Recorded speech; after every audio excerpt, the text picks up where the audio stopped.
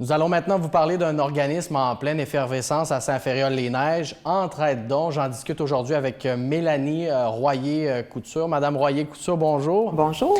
D'abord, je veux vous présenter de la bonne façon. Vous êtes cofondatrice d'Entraide-donc et de Troc-donc, est-ce exact? Oui, en effet, oui. Puis parlez-moi un petit peu de l'historique de ces deux organismes-là. Comment ça a commencé tout ça à Saint-Féréol, là? Mais en fait, le projet initial, c'est issu de mon imagination, d'un intérêt personnel, projet citoyen, le Troc-donc.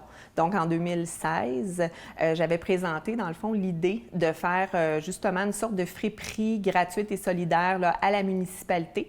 Puis, rapidement, là, ils ont été ils ont vu beaucoup d'intérêt et de potentiel. Donc, ils m'ont prêté un garage, le garage municipal là, situé là, au cœur du village. Puis, là, j'ai eu plusieurs personnes là, qui se sont greffées à moi bénévolement. Puis, on a mis en place là, cette structure-là. Donc, la première année, là, c'était uniquement un projet citoyen là, par et pour les citoyens, pour de l'échange là, de matériel, là, comme une friperie. Entraide-donc, il y a le mot entraide. Est-ce que c'est une des valeurs qui guide vos actions? Oui, absolument. Absolument. Ça se veut de l'entraide, ça se veut du partage local, évidemment. Il y a un côté écologie également dans la réutilisation des produits. Ça se veut, bien sûr, pour aider les gens un peu plus démunis ou les gens dans le besoin, mais au-delà de ça, ça se veut vraiment un partage entre voisins. Donc, toute la population là, est invitée à venir, puis à venir participer. Ça va également prôner certaines valeurs sociales, là, comme entre autres contrer contre l'exclusion sociale. Ça fait un lieu d'échange, rencontrer des gens. Donc, et là, est-ce qu'il y a une gouvernance qui a été établie là, pour l'organisme Entraide-donc? Oui, c'est ça en effet. Dans le fond, ce qu'on a fait... après le projet initial, qui était le projet citoyen Troc-donc, on a eu une demande d'un autre citoyen qui, lui, s'occupait du comptoir d'entraide, puis qui, bon, pour des raisons personnelles, a décidé de le céder à la municipalité. C'est à ce moment-là qu'on a décidé de créer un organisme à but non lucratif qu'on a appelé Entraide-donc pour que cet organisme-là chapeaute justement ces deux volets-là.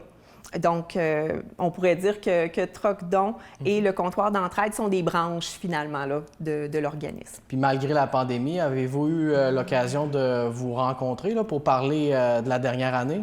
Oui, bien en fait, à l'AGA, l'Assemblée générale annuelle a eu lieu en septembre dernier. Donc, il y a eu quand même un roulement là, au niveau des administrateurs. Donc, on est pas toute une nouvelle équipe, là, mais je vous dirais plus de 50 là, de nouvelles personnes. Puis, c'est ça, on a regardé justement le bilan parce que les anciens administrateurs ont vraiment fait un beau travail. Entre autres, l'année passée, si on parle du bilan, entre autres, il y a eu de la participation au marché de Noël à Saint-Féréol pour de l'échange de jouets. Il y avait eu également, qui avait très bien fonctionné, c'était un échange d'articles de sport. Okay. Donc ça avait eu un gros engouement, puis ça avait été très... Les gens qui auraient besoin de ski, par exemple, oui, ou des bottes. Exactement. Puis en tout cas, ça a été hyper populaire. Là. La population a bien répondu, autant justement du côté de Troc et l'échange. Ensuite de ça, il y a eu aussi la page Facebook, le Babillard Troc-donc, qui a été initiée, puis qui commence vraiment à être beaucoup connue. Là, on parle de, si je ne me trompe pas, il y a plus de 200 membres là, sur cette page-là.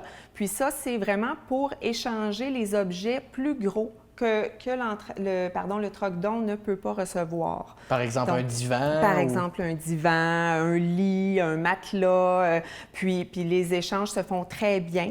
Nous, dans le fond, on n'interfère pas, on n'intervient pas à ce niveau-là de l'échange. C'est vraiment les citoyens entre eux là, qui mais ça leur donne une plateforme pour communiquer entre eux. Là, exactement, oui. Puis avez-vous eu, lors de l'AGA, l'occasion aussi de discuter du futur de l'organisme? Oui, en effet. C'est sûr que là, bon, contexte pandémie, je veux dire, c'est sûr ça nous met certaines restrictions, ça nous garde quand même un petit peu dans... C'est ça, on a certaines règles, bref, à respecter. Mais oui, on a beaucoup...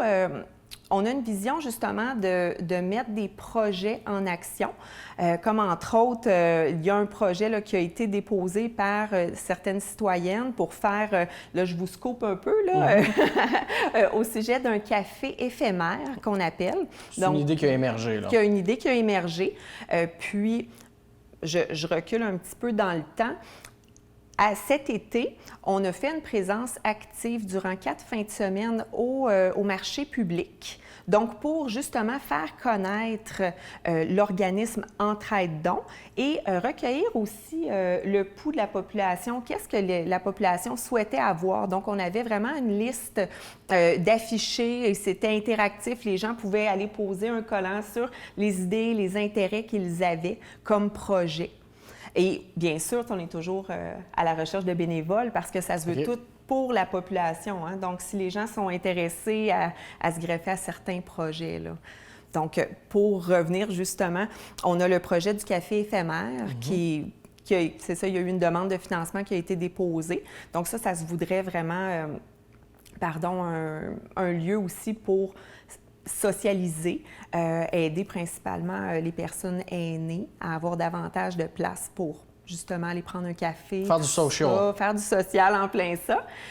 Ensuite de ça, il y a un projet là, qui tient beaucoup à cœur, c'est le projet CEL. Ça, je m'excuse, je vais regarder mon... CEL, ça, c'est un diminutif? Oui, c'est ça exactement. C'est le service d'échange local. Okay. Donc, ça, c'est un projet là, qui tient à cœur là, plusieurs personnes. Fait que ça, c'est un projet là, qui va monter là, sous peu, là, probablement. Donc là, vous allez déterminer les moyens pour concrétiser ces idées-là? Oui, exactement. Donc, de la manière là, qu'on veut s'orienter cette année, c'est qu'on aimerait que chaque administrateur puisse être comme le porteur d'un projet. OK. Donc, si on veut, le pont entre le conseil d'administration et le groupe citoyen. En quelque sorte, des sous-comités. Exactement, exactement. Le sous-comité qui va émerger de ça. Donc, chaque fois par exemple, qu'on veut faire monter un projet, bon, bien, on va aller voir si on a des gens d'intéressés. Même, comme je vous dis, on a la liste des personnes qui avaient démontré leur intérêt cet été, là, ou septembre. Là. Donc, on va les recontacter, leur demander... Donc, il y a un beau renouveau au sein de l'organisme, des idées qui émergent. Oui. Ça laisse présager un beau futur pour Entraide-Dons?